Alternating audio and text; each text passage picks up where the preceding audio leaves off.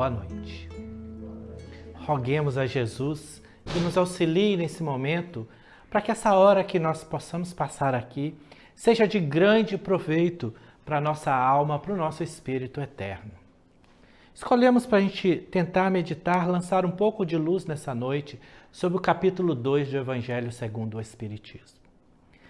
Antes de adentrar propriamente no tema, é importante que a gente faça algumas pontuações. Por isso ele começa, não vim destruir a lei. Colocando para nós que a humanidade caminha degrau por degrau. O nosso conhecimento é um conhecimento em espiral. Nós vemos alguma coisa aqui, damos uma volta, muitas vezes voltando no mesmo assunto, mas sobre outro ponto, com outro entendimento. A água que passou no ribeirão, no rio, nunca mais será a mesma. A água modifica, nós modificamos, tudo se modifica o tempo todo. E nós vamos construindo em espiral o nosso conhecimento, o nosso entendimento, dessa forma que muitas vezes a gente lê um livro e volta nele daí a 6 meses, 1 ano e fala assim, meu Deus do céu, isso estava escrito no livro, eu não tinha entendido, não tinha compreendido, porque a nossa compreensão vai se dando aos poucos. Nesse sentido, e Allan Kardec veio trabalhar para a gente que a revelação espiritual se dá conforme nós temos capacidade de absorver. Por isso vem Moisés falando, vem Jesus de Nazaré e vem a doutrina dos Espíritos no capítulo Não Vim Destruir a Lei. O capítulo 2 do Meu Reino Não É Deste Mundo, que nós vamos tratar daqui a pouco. O capítulo 3, Há Muitas Moradas na Casa do Pai. O capítulo 4, É Necessário Nascer de Novo. E aí em seguida, Allan Kardec traz o capítulo 5, que eu não sei por que cargas d'água, é o capítulo mais longo do Evangelho segundo o Espiritismo. Bem-aventurados aflitos. Deve ter nesse sentido alguma dica para a gente. É o capítulo mais longo, é o capítulo que vai falar das aflições, as causas anteriores das aflições, as causas atuais das aflições, vai falar das aflições, é o capítulo mais longo. E em seguida vem o capítulo 6, para começar a descortinar para nós a saída das aflições no Cristo Consolador. Vem falar do jugo suave, vem falar de amar, honrar pai e mãe, vem falar do pedir e obtereis, vem traçar todo um caminho para que a gente possa se livrar das nossas aflições. E Allan Kardec traçou uma metodologia que a FEB, a União Espírita Mineira, tem nos convidado a trabalhar, que é o estudo minucioso do Evangelho.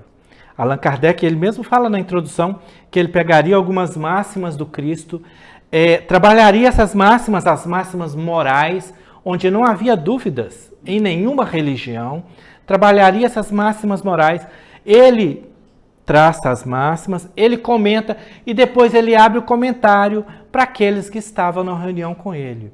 São Platão, Sócrates, João Evangelista, Paulo de Tarso, uma pleiade de espíritos de escola que estudavam com Allan Kardec. Nós podemos fazer isso em condição muito... Quem dera tivéssemos nos nossos grupos de estudo espírita, mas cada grupo com os seus afins.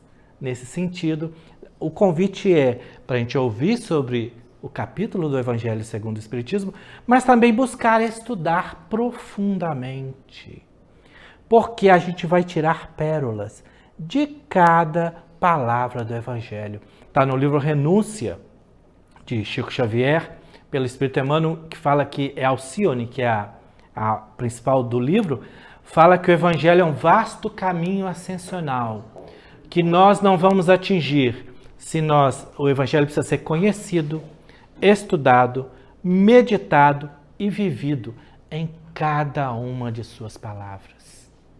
E a gente muitas vezes nem conhece ainda, porque a gente ouve uma fala do Evangelho e fala assim, isso tem no Evangelho? Está em qual capítulo? Em qual local que falou? E aí fica o convite para o estudo. É nesse sentido que o Evangelho segundo o Espiritismo é ótimo para a gente estudar, porque é de uma forma fácil. A gente pode pegar capítulo por capítulo, ler, meditar. Quando a gente faz isso em grupo é mais interessante. Eu tenho uma visão, cada um tem uma visão diferente, compreende ângulos diferentes, como aquela lição dos cegos que apalpavam um elefante. Um apalpou o rabo, falou assim, não, é fininho e peludo. O outro apalpou a tromba e era diferente, o que apalpou a perna, o pé, cada um tem um ângulo. E se cada um descrever o seu ângulo, a gente está mais próximo da verdade. É nesse sentido que a gente vai tentar lançar um pouco de luz no capítulo 2, Meu reino não é deste mundo, e falar da vida futura. E Allan Kardec se baseia num diálogo de Jesus, de Pilatos com Jesus. És o rei dos judeus? Meu reino não é deste mundo. E se o meu reino fosse deste mundo, a minha gente teria impedido que eu caísse nas mãos dos judeus. Mas o meu reino ainda não é aqui. Vamos parar por enquanto para a gente tentar meditar, porque que lindo que Jesus fala, olha, o reino, meu reino ainda não é aqui. Mas será. Mas será. Porque quando ele fala que ainda não é, significa que será. Será. E quando Jesus vai falar do reino de Deus, se a gente buscar o evangelho inteiro, é falando do reino. Que reino é esse? E hoje meditando, por que Jesus fala tanto reino, reino, reino? Era a forma de organização da sociedade da época. Todas as sociedades humanas da época viviam em reinos. Em reinos. E Jesus vem anunciar um novo reino.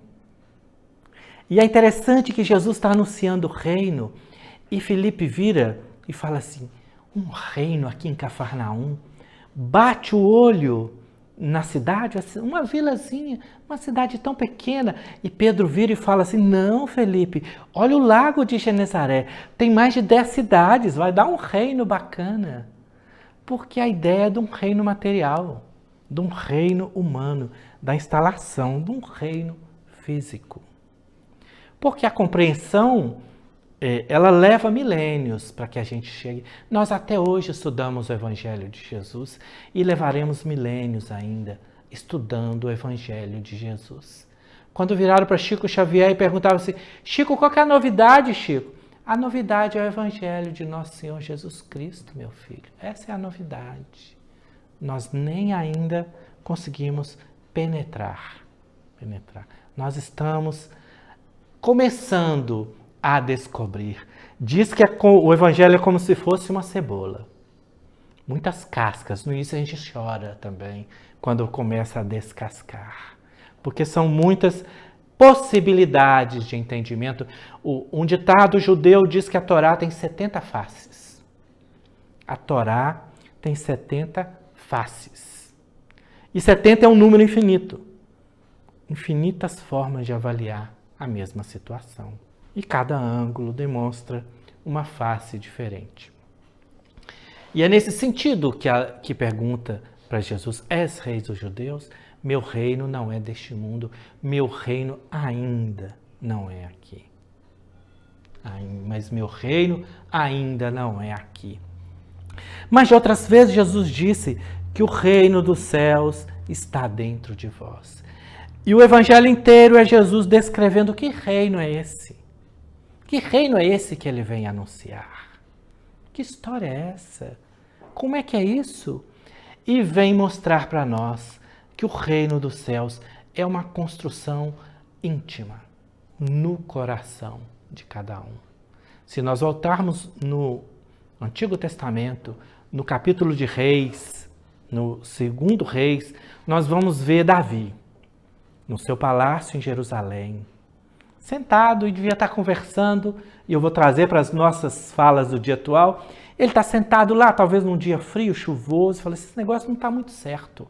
Eu estou aqui numa lareirazinha, quentinho, e Deus mora numa arca, numa tenda. Não tá, eu estou num palácio bacana, arrumado, com ouro, com um monte de aposento, e Deus mora numa tendazinha. Não, vão construir um templo. Vamos fazer um templo bacana, a gente arruma ouro, tem muito ouro, nós temos cedro do Líbano, nós vamos fazer uma casa para Deus, que você vai ver. Vai ficar pior que o meu palácio, lógico, não vai ficar igual ao meu palácio, mas vai ficar bacana, vai ficar digna. E aí vem o profeta. O profeta é meio complicado, gente. E o profeta tinha de falar a verdade. Vocês vão ver que João Batista perdeu a cabeça. Porque ele falava a verdade para Herodes. E aí os reis não gostam muito de ouvir as falas. A verdade não.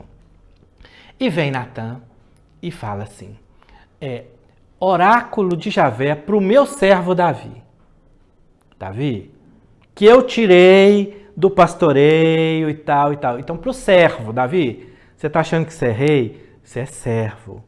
Fala que eu não habito em templos feitos por mãos humanas. A terra é descanso para os meus pés. E que chegará um dia que Davi está querendo construir um templo para mim, mas ele não construirá. O seu filho vai construir, que é Salomão. Mas chegará um dia em que eu construirei um templo. E eu habitarei no coração desse templo. Porque o reino de Deus, o templo, a morada de Deus, não é em construções feitas por mãos humanas. O mundo inteiro é sagrado. Eu vou para a casa espírita, porque a casa espírita é um templo onde eu vou adorar a Deus. Nós adoramos a Deus o tempo todo, onde nós estamos. Cada um de nós é um templo, o coração.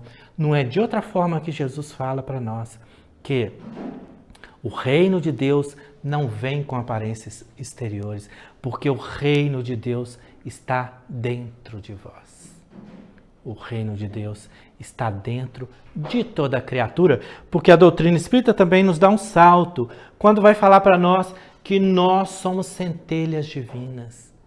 Todo ser traz a genética de Deus, o gen de Deus no seu interior. E todo ser é criado para a perfectibilidade possível. Perfeito total, só o Criador, na extensão infinita. Mas todo ser é criado para ser espírito puro. E Allan Kardec vai trabalhar isso para nós, fala que toda a perfeição nossa gera uma satisfação, um gozo. E toda a imperfeição nossa gera um sofrimento. Gera um sofrimento para a criatura. Porque nós somos criados para sermos luzes. Luz pura. Porque nós saímos do Criador, todos, simples e ignorantes. E fazemos a nossa trajetória para voltar de onde nós saímos. Como o filho pródigo, que saiu da casa do pai, foi para distâncias. Quando ele caiu em si, ele percebeu que o que ele queria, o que ele gostava, está na casa do pai. Está de onde ele saiu. É nesse sentido que a nossa trajetória humana. E cada um de nós está num degrau evolutivo. Todos que estão encarnados no planeta Terra. Se tem algum espírito puro aqui, me desculpe. Não é para você a palestra, mas todos estamos no caminho, com as nossas dores, com as nossas lutas. E a doutrina dos espíritos começa a tirar aquele verniz exterior que a gente tinha antes, que a gente se escondia e apontava o dedo para o outro acusando, como se a gente fosse melhor. Porque quando eu julgo alguém, quando eu recrimino alguém, eu estou recriminando porque eu posso. E a doutrina dos espíritos vem tirar esta gente. Estamos todos no caminho, todos. Alguns mais avançados, outros mais atrasados. Alguns avançados em determinada área, outros avançados em outra determinada. Alguns avançados em ciências, outro avançado em moralidade. Alguns atrasados em tudo. Mas é destino da criatura ser perfeito. Todos. Um dia todos nós seremos anjos. Se quiser marcar daqui uns 10 mil anos outra palestra, eu aposto com vocês que nós vamos estar bem melhor. Pode combinar. Você vai combinar a sua mês que vem?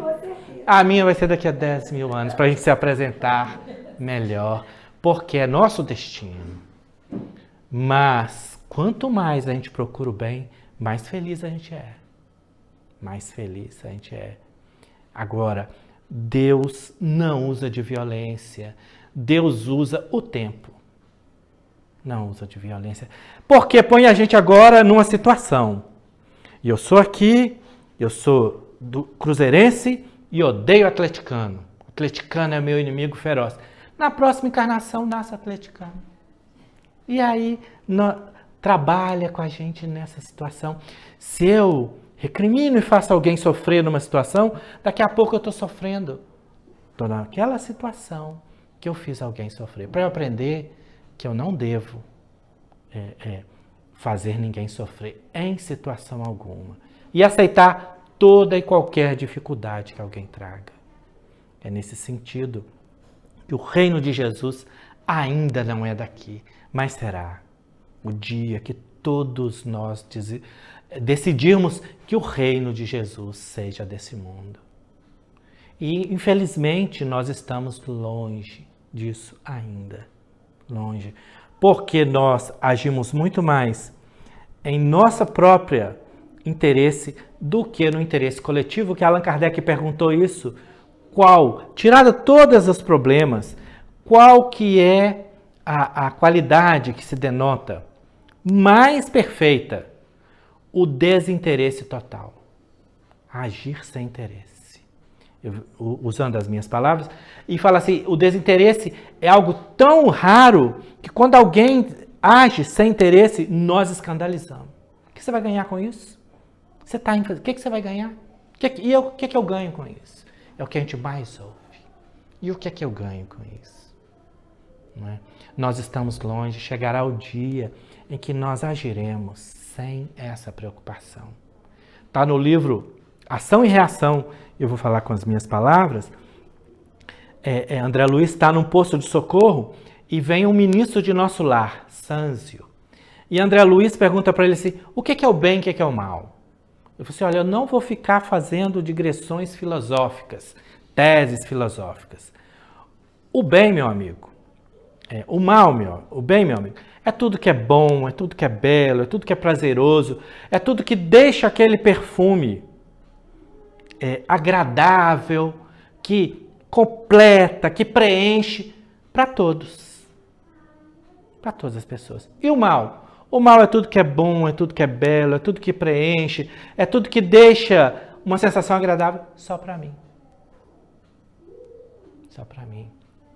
O exemplo maior, ele fala, nós temos em Jesus de Nazaré, que fez tudo para todos, mesmo que para ele sobrasse a cruz infamante. Para ele sobrou a cruz infamante. Ele não parou e perguntou, mas peraí, o que é que vai sobrar? E para mim? Então, nós precisamos trabalhar em nós orgulho e egoísmo. Duas maiores chagas da humanidade. Duas maiores chagas da humanidade. E aprender a ter gratidão. E eu não sei se vocês repararam, todos nós estamos respirando nesse momento. E ouvindo Haroldo Dutra Dias outro dia, recente, agora nessas lives, live roupa, live louça, tantas lives que a gente tem passado. E ele falando, recente, de um senhor que na Itália teve a Covid-19, tratou, um senhor de idade, se curou e terminado o tratamento, teve alta do hospital e apresentaram para ele a conta do hospital. E o senhor começou a chorar. Chorar, lágrimas correndo. E a pessoa que apresentou a conta perguntou, o senhor está chorando? O senhor não tem condição de pagar a conta? Não, meu filho, eu tenho dinheiro para pagar a conta sim. É que eu estou vendo a conta aqui, e aqui está os dias que eu passei na UTI e o oxigênio que eu usei. São 500 euros por dia de oxigênio que eu usei internado. E eu estou vendo que eu tenho 83 anos e eu nunca agradeci a Deus todos os dias que eu uso oxigênio sem pagar.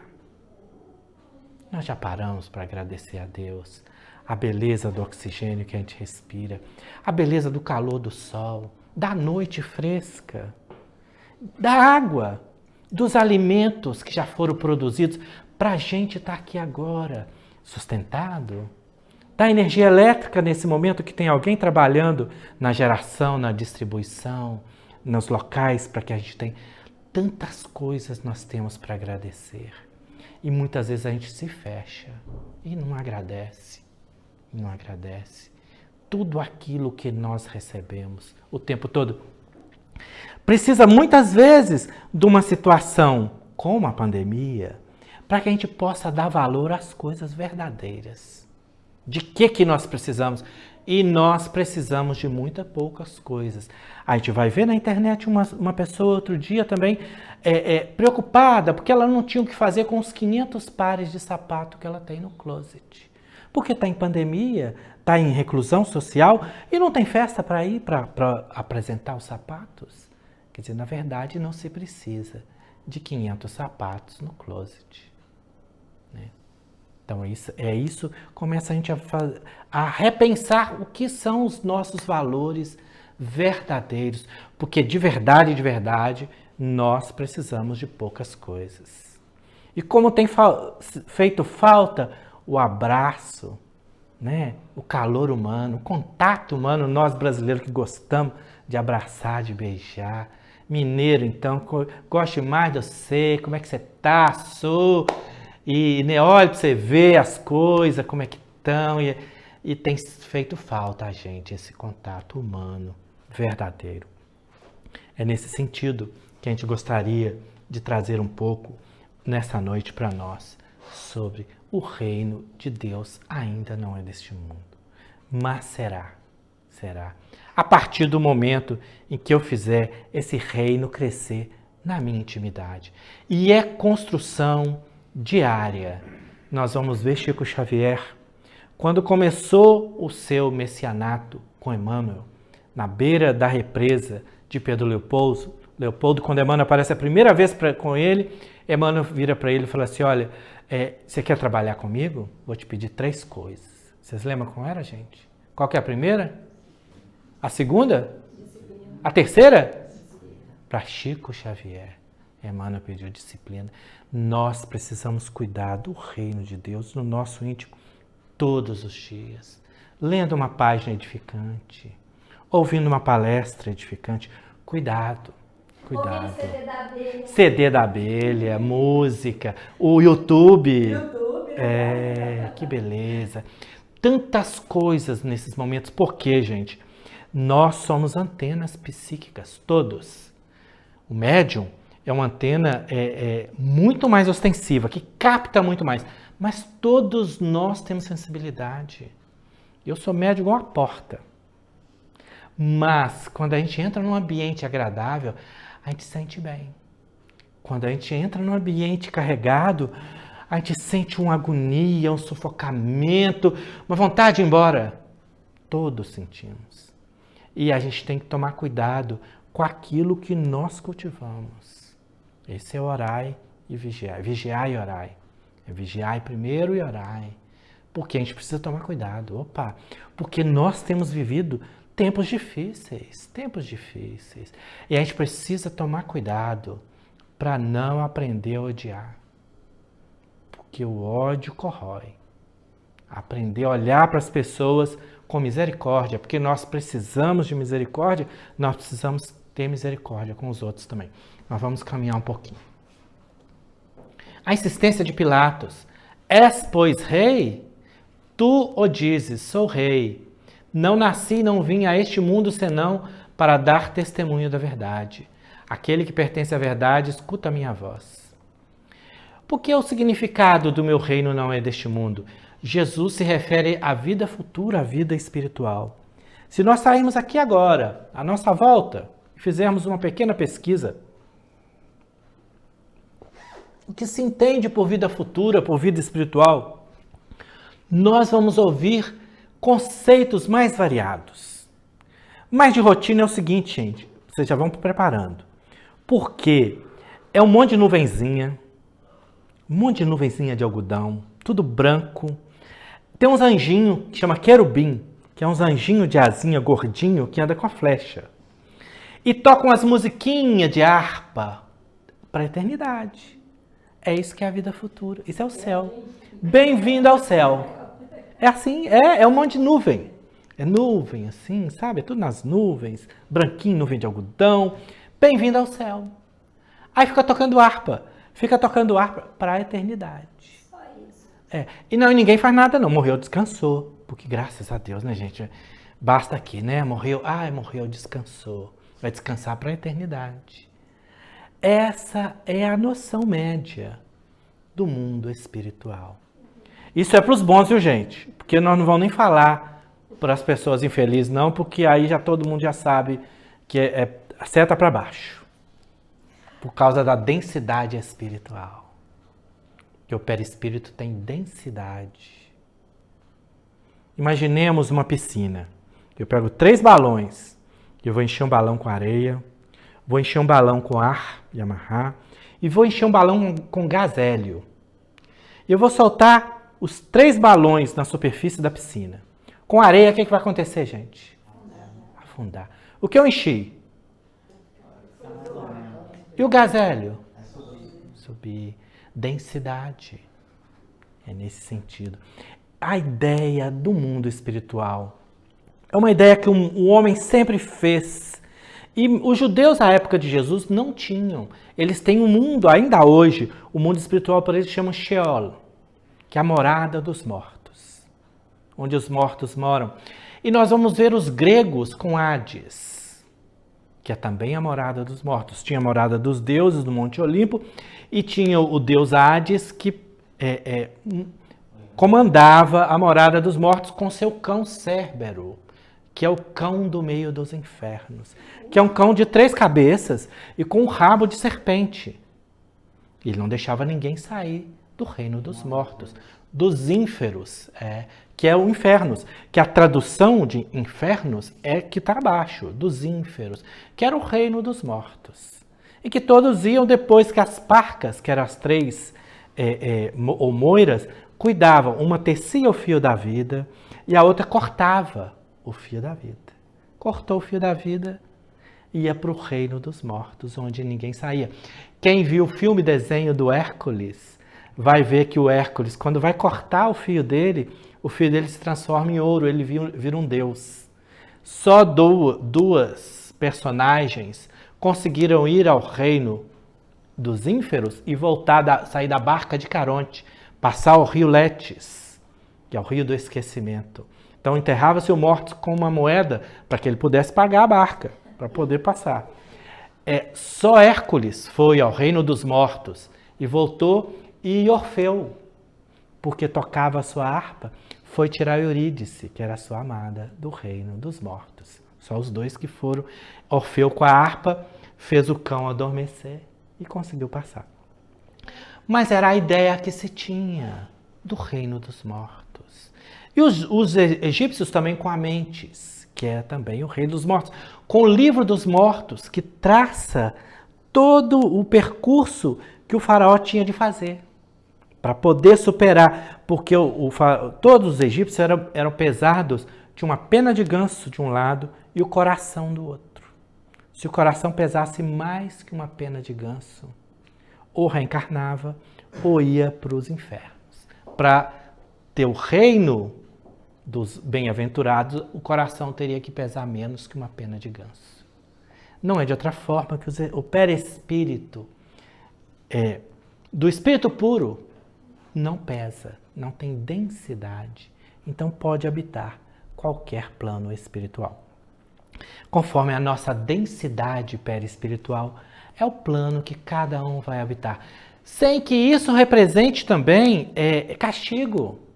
Porque até ontem mesmo, ouvindo a live do André Trigueiro, recomendo, 9 horas da manhã, todo dia, Papo das 9, de André Trigueiro. Hoje, depois do papo dele, ele conversou com o Frei Leonardo Boff, de 10 às 11. Maravilhosa a conversa, maravilhosa.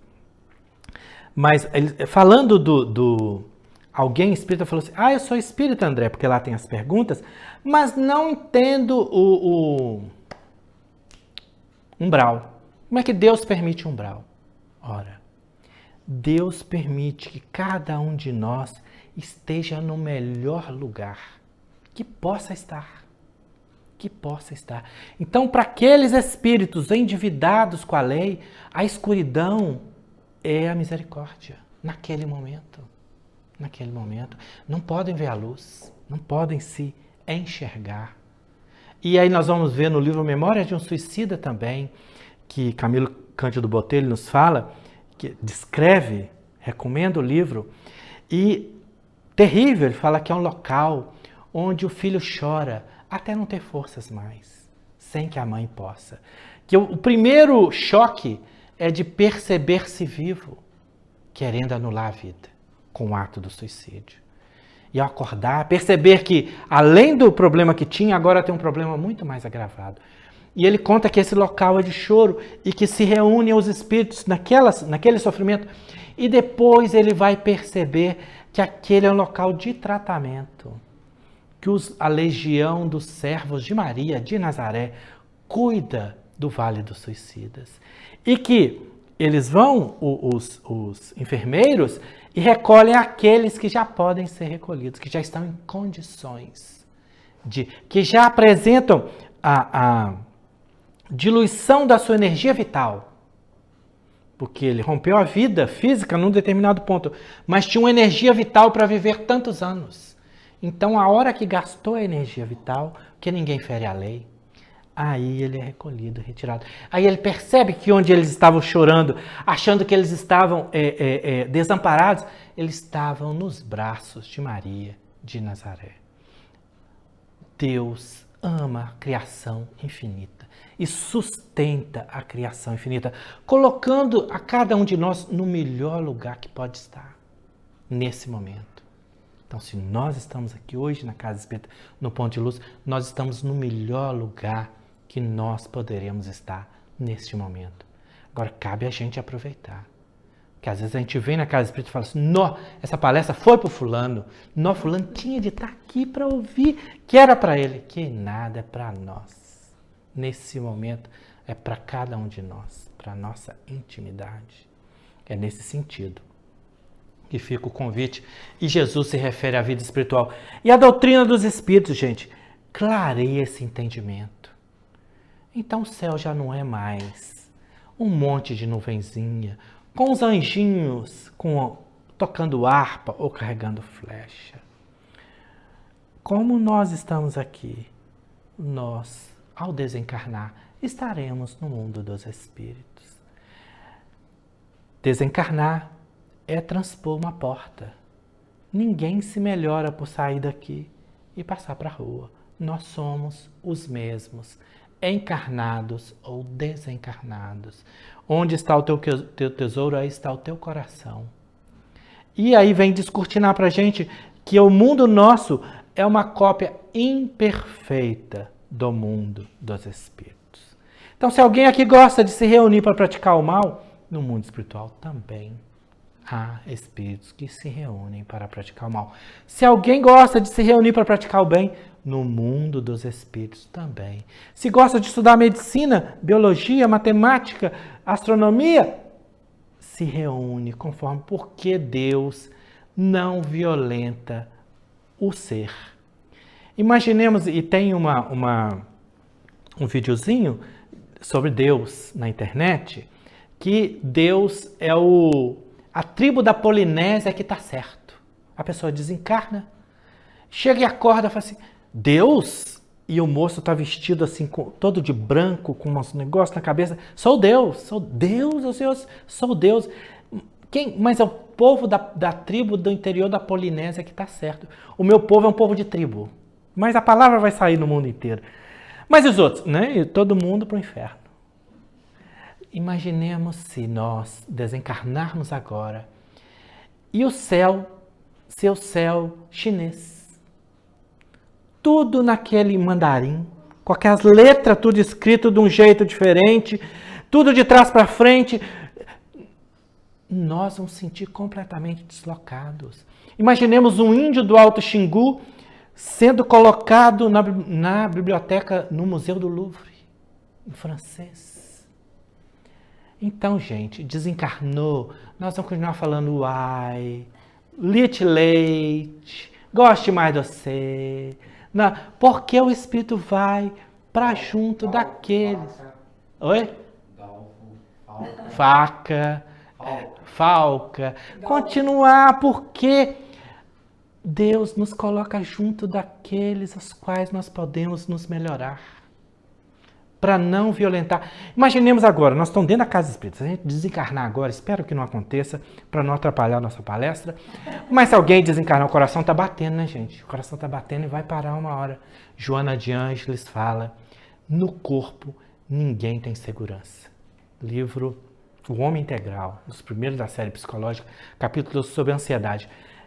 No corpo ninguém tem segurança, porque nós não somos daqui, nós estamos aqui.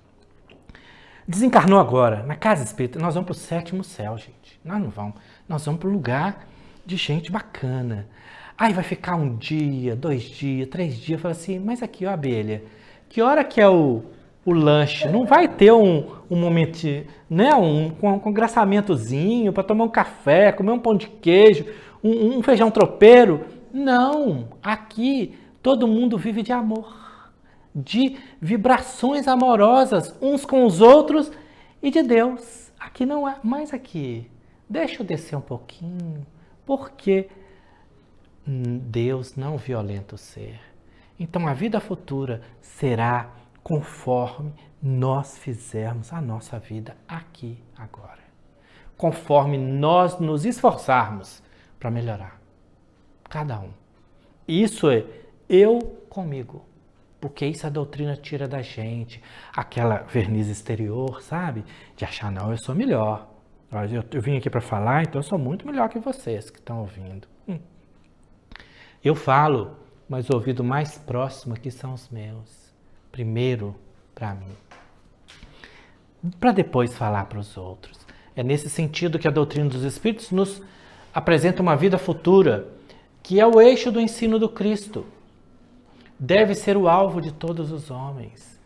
Por quê? E a doutrina dos Espíritos é tão bacana nesse sentido também. Não nos convida a abandonar o mundo. Ué, nós precisamos, a gente precisa de alimento, precisa de um teto, precisa de algumas condições, mas a hora de desencarnar, nós não levaremos nada disso. Sabe aquela bolsa nova que comprou? Celular novo? Não vai, não vai. O brinco da vovó? Vai ficar. Nada, nós só levaremos daqui o que as mãos não tocam. O que as mãos não tocam. É esse o convite da doutrina espírita o tempo todo. Olha, nós vivemos no mundo, mas nós somos espíritos eternos. Nós estamos vivendo... Hoje eu sou João Batista, mas quem eu fui no passado? E é nesse sentido, muitas vezes, que fala assim também, legião, porque somos muitos.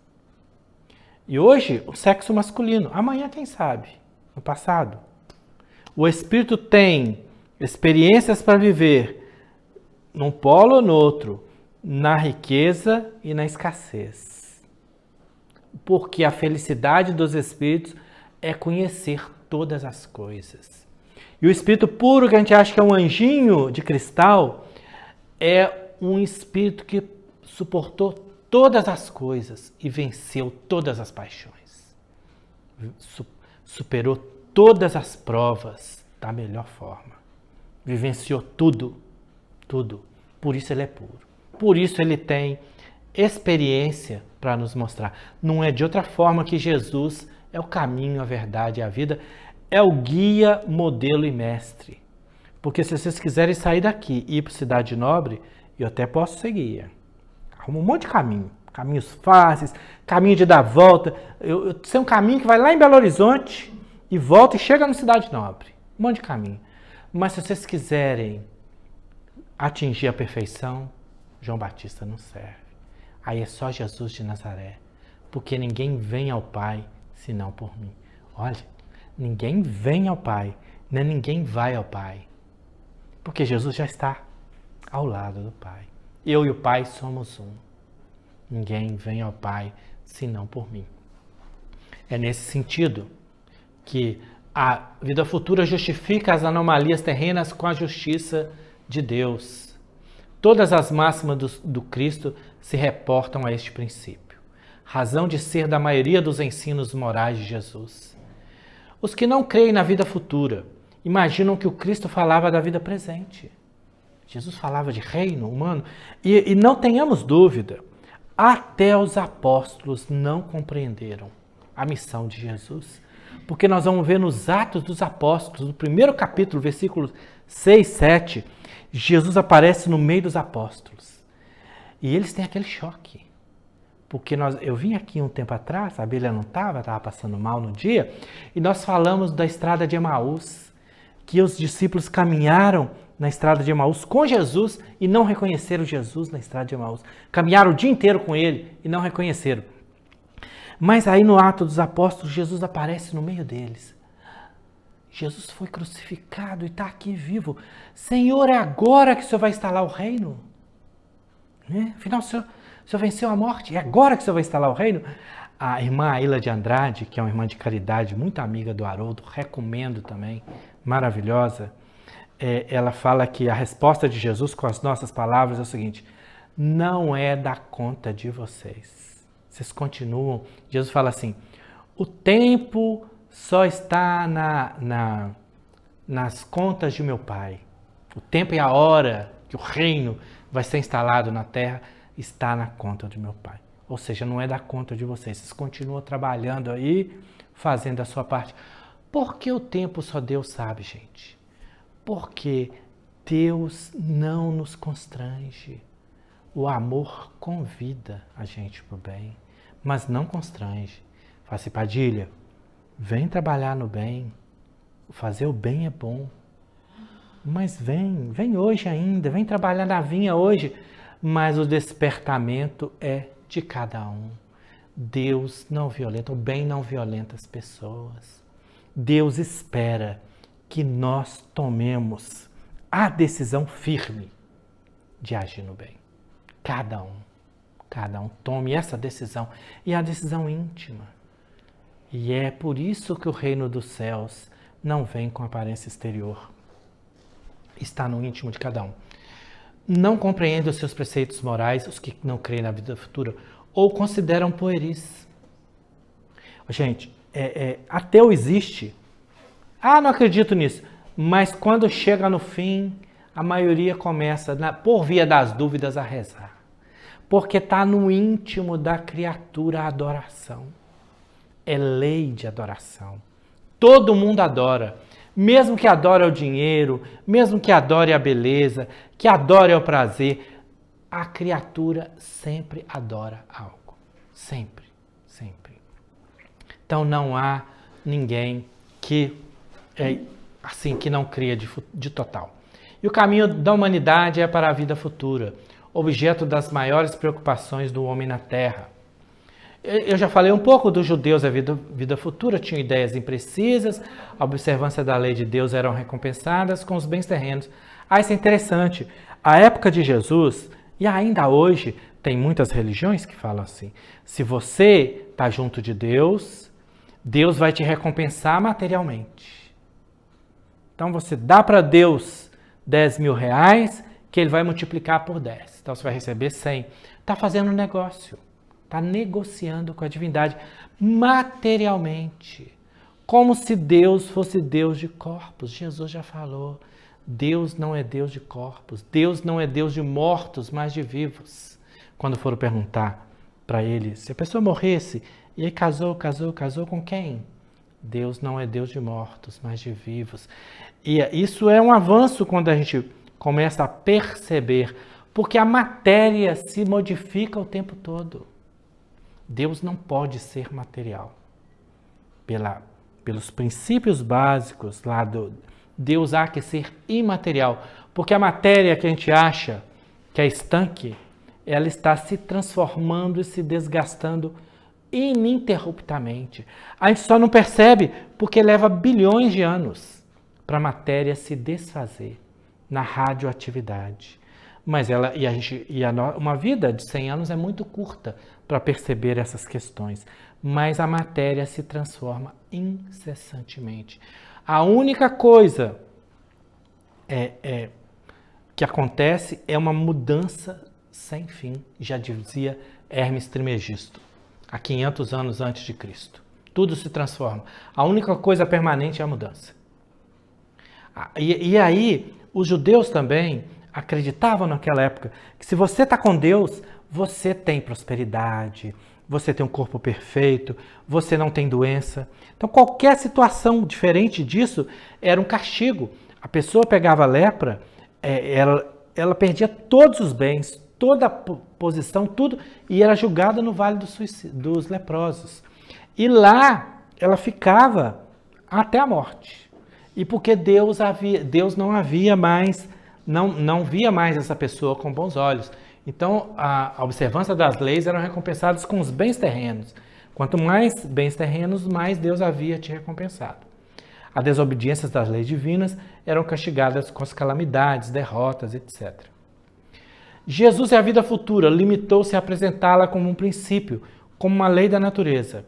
Recompensas na observância das leis de Deus não são na terra. Revelou outro mundo, onde ele reina e onde os bons acharão suas recompensas. Os cristãos e a vida futura creem na vida futura. A ideia que fazem dela é ainda vaga, incompleta, falsa em diversos pontos. Muitos têm dúvida e incredulidade. E o Espiritismo é a vida futura. Veio completar o ensino do Cristo. As descrições são feitas pelos Espíritos. São tão racionais as condições descritas que fica patente a justiça de Deus. Deixa de ser simples artigo de fé, mera hipótese. Torna-se uma realidade. É nesse sentido que antes a gente via como um véu, como algo em símbolos, e a doutrina dos Espíritos traz a verdade para nós face a face. São os próprios Espíritos que vêm. Não é ninguém que disse, não é diz que me disse, são os próprios Espíritos que vêm dar o depoimento deles. Se são felizes ou infelizes na vida espiritual, conforme viveram. E quantas vezes a gente vê situações de pessoas que passaram no mundo sem ninguém perceber. Nós vamos ver no livro Nosso Lar, nós vamos ver uma senhora simples do interior, mãe devota religiosa, que passou no mundo desconhecida, a mãe de André Luiz. E nós vamos ver um grande fazendeiro, proprietário rico, com o pai de André Luiz e com 2 amantes. Desencarna todo mundo, eu não sei se eu estou habilitado a falar, posso, né, Abelha? Pode. No fim, desencarna todo mundo, viu, gente? Todo mundo que encarna, desencarna. Espero que esteja longe da gente, mas é destino de quem encarnou. Morrer não morre, mas desencarnar, desencarna. Cuidado para desencarnar bem também, porque tem gente que desencarna e continua ligado às coisas materiais. Mas desencarna todo mundo. André Luiz, 8 anos no umbral. Suicida. Está no livro Nosso Lar, quem não leu, leia. Tem o filme também, ótimo. 8 anos, e é bom que é o próprio André Luiz quem vem descrever para nós as suas agruras. Quando lembrou que devia existir um Deus, Pai de todas as criaturas, e lembrou da mãe que o ensinava a orar quando criança, faz uma prece e é recolhido imediatamente. Havia 8 anos que Clarencio estava ao seu lado, porque sua mãe havia pedido, esperando ele ter sintonia para poder ser recolhido em Nosso Lar. Depois André Luiz vai encontrar a mãe. Meu filho, você já está um tempo aqui em Nosso Lar e você está aqui por empréstimo, porque você não tinha méritos para estar aqui. Então você arruma um trabalho para você começar a recuperar esses débitos seus. E ele vai trabalhar. E ele conta para nós os perrengues dele, gente. E é interessante porque se a gente fosse escrever um livro, a gente não ia colocar as nossas manotas, nada. A gente ia colocar só as coisas boas. Ele conta que ele chegou para pedir trabalho e queria trabalho de ser médico. Afinal, na Terra, ele foi médico muitos anos. E quando ele chega, ele vai vendo as pessoas ser atendidas. Quando chega a hora dele, ele fala assim, não me arruma qualquer trabalho. e ele vai trabalhar na limpeza do local de atendimento. E quando ele começa a trabalhar, ele tem um olhar de agradecimento de Narcisa, que era a enfermeira, porque precisava muito de pessoas ali. Mas aí ele encontra a sua mãe, e ele vai visitar a mãe. Para ele visitar a mãe, ele teve de largar o perispírito em nosso lar. Foi em corpo mental, porque a densidade perispiritual dele não permitia que ele alçasse aquelas regiões. A mulher que passou do mundo desconhecida, ninguém sabe quem foi. E a mãe de André Luiz conta para ele assim: meu filho, eu vou reencarnar. E ele pergunta assim: mamãe e papai? Seu pai está no umbral, com as duas amantes que ele cultivava aqui na Terra.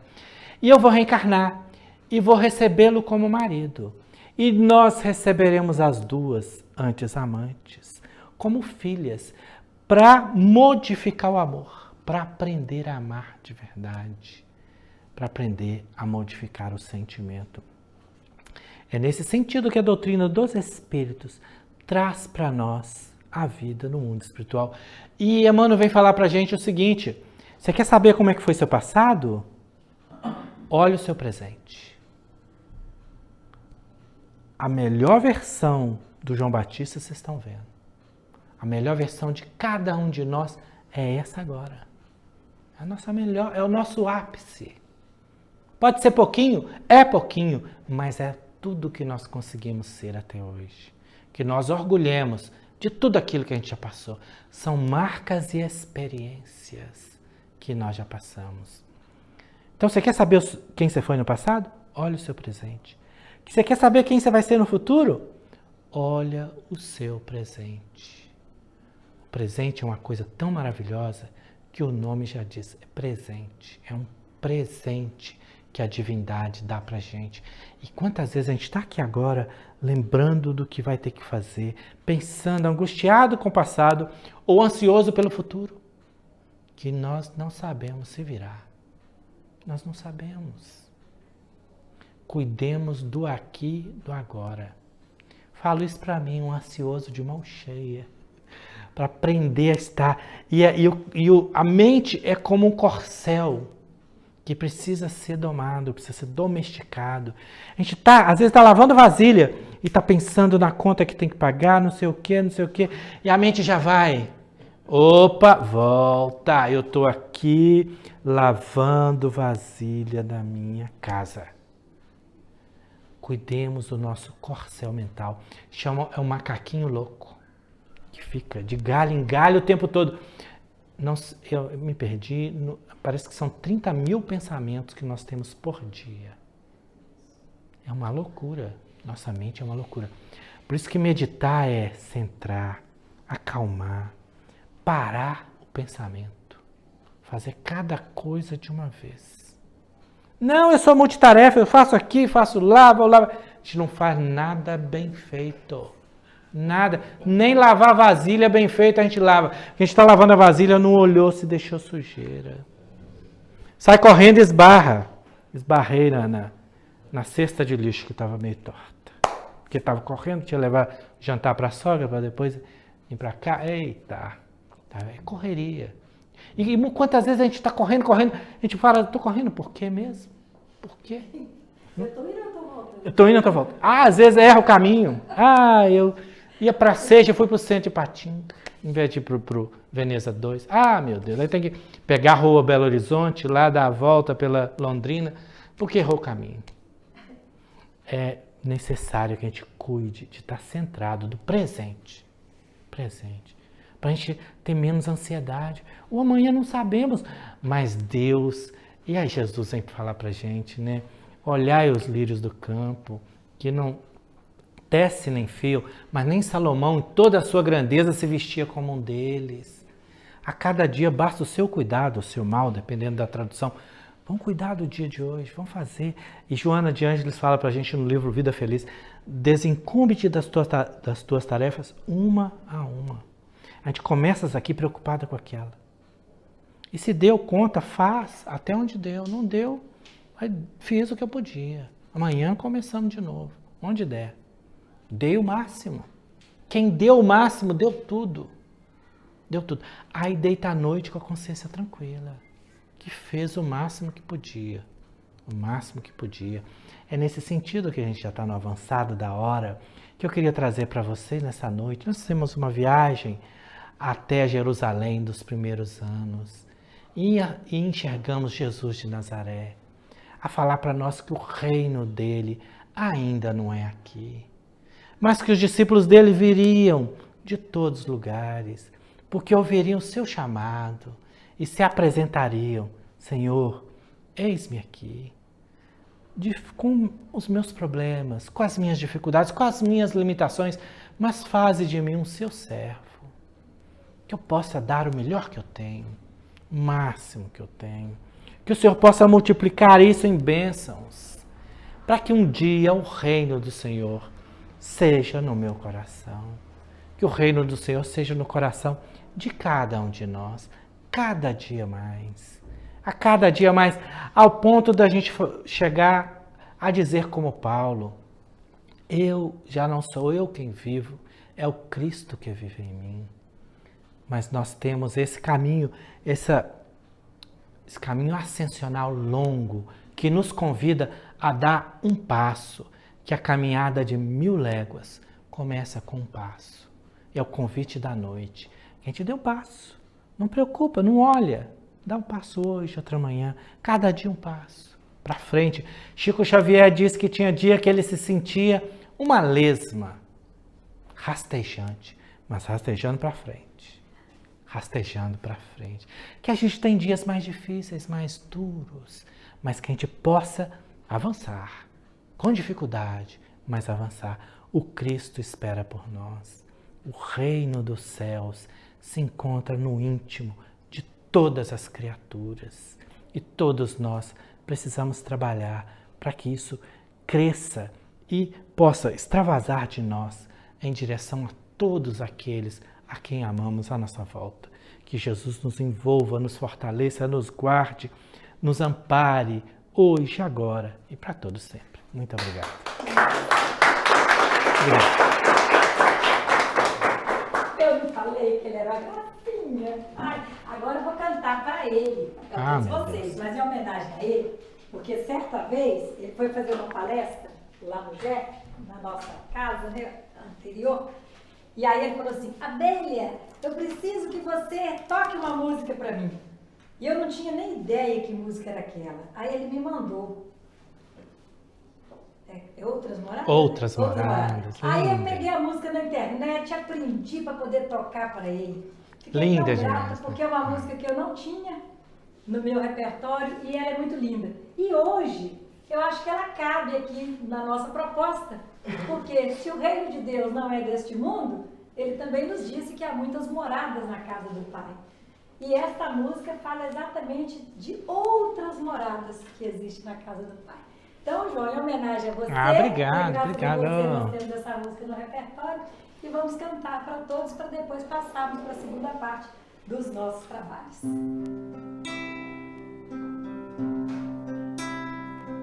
À noite no céu são estrelas que brilham, meus olhos que brilham também.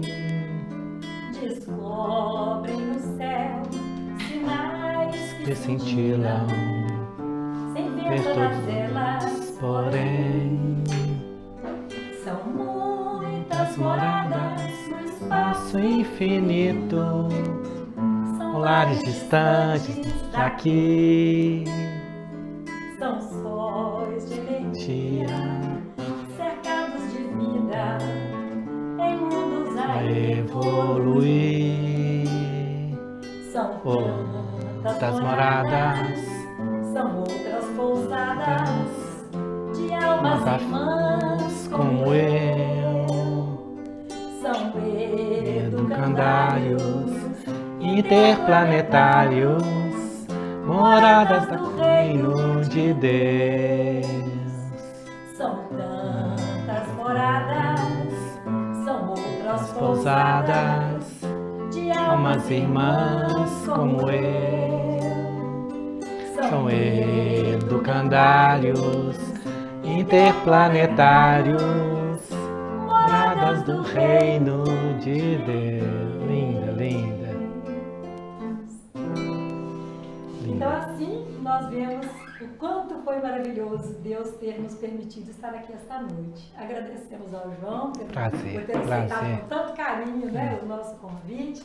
Agradecemos a todos aqui presentes. Vamos agora cantar a nossa música para tomarmos um passe. Sabemos o quanto Deus atende ao clamor daquele que realmente pede com o coração, daquele que realmente se coloca com as disposições necessárias para que a espiritualidade amiga possa nos auxiliar. Então nós vamos cantar, fazendo a nossa oração em forma de música, né? Uma canção, pedindo a Deus, pedindo a Jesus, nosso Senhor, sábio dos sábios, né? Pedindo a Deus, Pai de toda a criação, que Ele possa neste momento derramar as suas bênçãos sobre todos nós, sobre cada lar aqui representado, para que nós possamos caminhar com serenidade e retornar aos nossos lares com a paz do Cristo em nossos corações. Meu irmão, tuas preces mais singelas são ouvidas no espaço ilimitado, mas sei que às vezes choras consternado ao silêncio da força que interpela. Volve ao teu templo interno e abandonado, a mais alta de todas as capelas, e as respostas mais lúcidas e belas hão de fazer-te alegre e deslumbrado. Ouve o teu coração em cada prece, Deus responde em ti mesmo e te esclarece com a força eterna da consolação. Compreenderás a dor que te domina sob a linguagem pura e peregrina da voz de Deus em luz de redenção, da voz de Deus em luz de redenção, da voz de Deus em luz. Maravilhosa essa certeza de que nenhuma de nossas preces se perde. Por mais singelas que sejam as nossas preces, Deus a escuta. E a resposta Ele sempre nos dá no fundo do nosso coração. Por isso, devemos ouvir o nosso coração em cada prece, que é lá que Deus nos responde no tempo certo. Contam que Jesus certa vez andava junto ao lago azul de Genezaré, e as multidões Ele ministrava seus ensinamentos de amor e fé. Com saliva e lodo curava os cegos junto ao velho tanque de Siloé.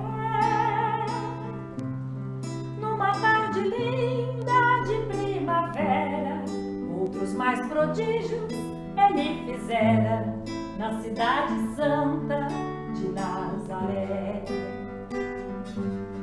Foi meu bom Jesus que nos ensinou junto ao lago azul de Genezaré, caridade e luz, bondade e amor, verdade e fé. Tanto no Tabor, em Jerusalém, quanto na Betânia, em Genezaré, Ele foi caminho, verdade e vida. Como ainda é.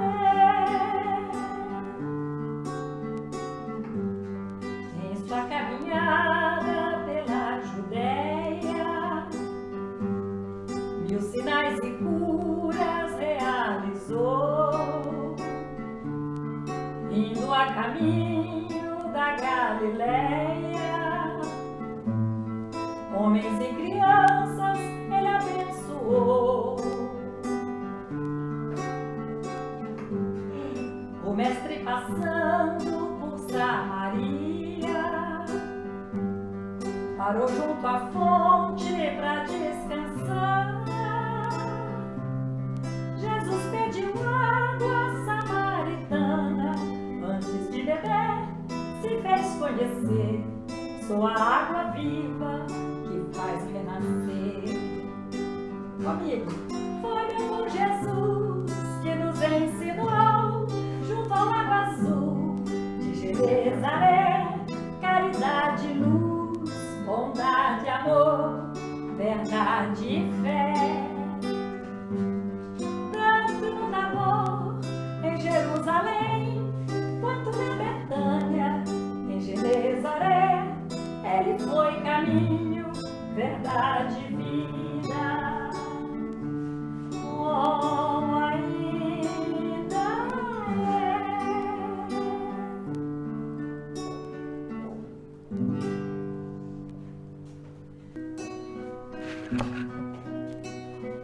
oh, Rabi da Galileia, na mansidão do seu olhar, eu canto, eu amo, me acalmo, eu vivo.